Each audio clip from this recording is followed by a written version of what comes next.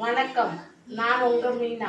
நம்ம இன்னைக்கு பார்க்க போகிறது சக்கரை நோய், சுகர் கோசம் நம்ம இன்னைக்கு முன்னோர்களுக்கு ஒரு சிறப்பான டீ.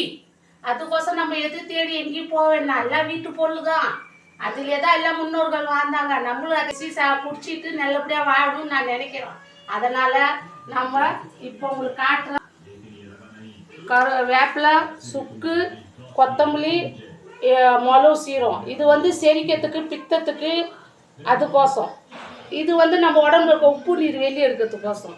இது டயபிட்டிஸ்னால் சுகர், சக்கரை நோய், அதுக்கோசம் மெயினானது இது. இதை நம்ம இடிச்சிக்கணும். வாங்க, நம்ம தண்ணி அடுப்பு கொளுத்தலாம், தண்ணி சுட வைக்கலாம். இதை கொத்தமல்லி, சுக்கு, மிளகு, சீரகத்தை இப்படி நுணுக்கிக்கணும். பார்த்தீங்களா? இதே போல் நம்ம நுணுக்கி எடுத்துக்கணும். உரலால் இத்தால இருந்தாச்சு நுணுக்கி. இது தண்ணி கொதிக்க பார்த்து இதில் போட்டாச்சு. பஸ் அதாங்க. இதில் இந்த வேப்பிலையை இந்த வேப்பிலையை உருவி இதை போட்டாச்சு. இப்போ இதை கொதிக்க விடுங்க.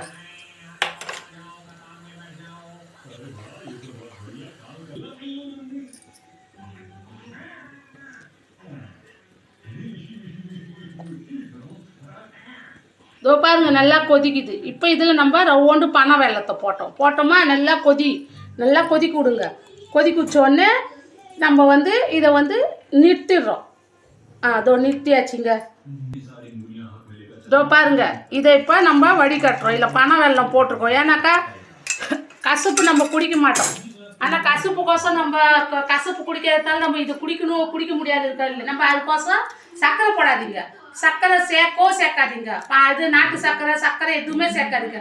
பழம் வெல்லம் மட்டும் ரவுண்டு போடுங்க. தோண்டு போட்டு இதை நீங்கள் குடிங்க. உங்கள் உடம்புல இருக்க சுகரு எப்படி குறையுதுன்னு பாருங்கள். நீங்கள் எல்லாமே சாப்பிட்லாம். இதை சாப்பிடக்கூடாது, அதை சாப்பிடக்கூடாது, இப்படி நீங்கள் ரொம்ப மனசு ஒடிஞ்சிலாம் இருப்பீங்க. ஆனால் இதை குடிச்சிட்டு வாரத்தில் ஒரு வாட்டி குடிங்க. மாதத்தில் 4 வாட்டி தான் இதை குடிக்கணுமே. வாரம் ஒரு வாட்டி எப்போ வேணாலும் குடிங்க. குடிச்சிங்கனாக்கா உங்களுக்கு சுகர் அப்படியே லெவலில் இருந்துகிட்டே இருக்கும். ஏறாது, குறையாது. நீங்களும் எல்லாம் சாப்பிட்லாம், எல்லாருமே இருக்கலாம். நீங்கள் இதை குடிச்சிட்டு சேனலுக்கு சப்ஸ்கிரைப் பண்ணுங்க, லைக் பண்ணுங்க, கமெண்ட் பண்ணுங்க. அடுத்த வீடியோவில் வேறு ஒரு மருத்துவ காட்டுறோம்.